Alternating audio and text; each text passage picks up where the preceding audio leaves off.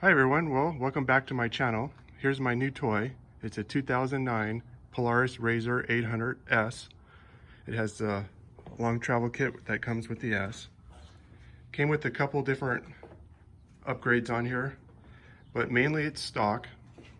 I added the windshield so far, I added the mirrors. I wrapped the hood with carbon fiber, make it look cool. It came with some really nice 5-point seat harness made by Dragonfire Racing. I added a chrome billet Momo shift knob. I painted the pedals silver to match the color of the RZR. Now, it came with a really cool exhaust. The whole came with headers, all redesigned with a MagnaFlow. This thing is pretty loud. A little bit louder than I would have liked, but still pretty cool. Now, since I've already started my upgrades, I didn't get a chance to film it. I'll be starting more upgrades with this. First upgrade is the roof. This roof is just for the trash can. That thing has been used and abused. I'm gonna add some fender flares, get those on there, because there is some damage here. Not sure how he did this, but we'll take that off and fix all that up. But yeah, I mean, this is a 2009. I paid $6,000 for it.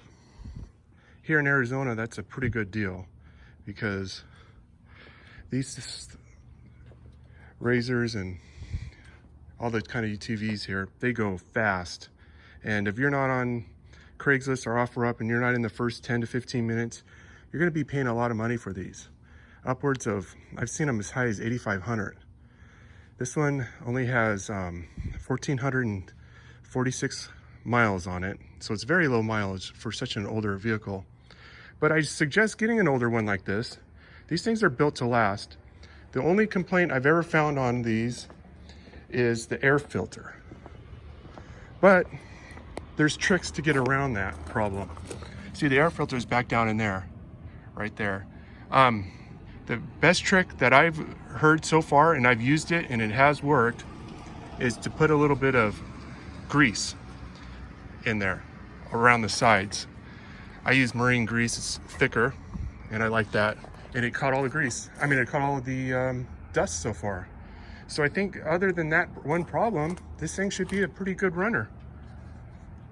Yeah, so instead of spending 20 grand on a new RZR out there or a new side-by-side, which you're probably gonna pay after taxes and stuff, especially out here, get one that's a little cheaper. See, even like this sport, it's a really good way to get into it at buying used. Make sure it's clean. This one is really clean.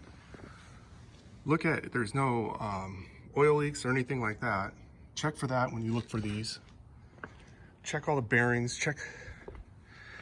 These bearings tend to keep, but this one with such low mileage, there really wasn't anything that was I could visually look at to say, oh man, that's something really wrong with this. There just wasn't. The guy that I bought off was real honest. I mean, he was so honest that he said if I didn't like it, and I could bring it back in a few days. I mean, I've never heard of that before. So I just lucked out with a really good seller there. But yeah, this is my new toy. So far, I'm really happy with it.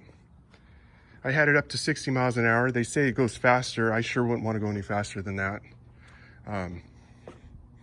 I'm old, so 60 is fast enough for me. And it felt like I was flying. I know the newer ones have better suspension and all that kind of stuff. So probably 60 is not fast for them and the newer RZRs. But yeah, like I said, if you want to get into this hobby of off-roading with these RZRs, this is a good way to start used. So I think in my next video, I'm going to start on the roof, get that on there, and yeah, we'll go from there. Thanks for watching.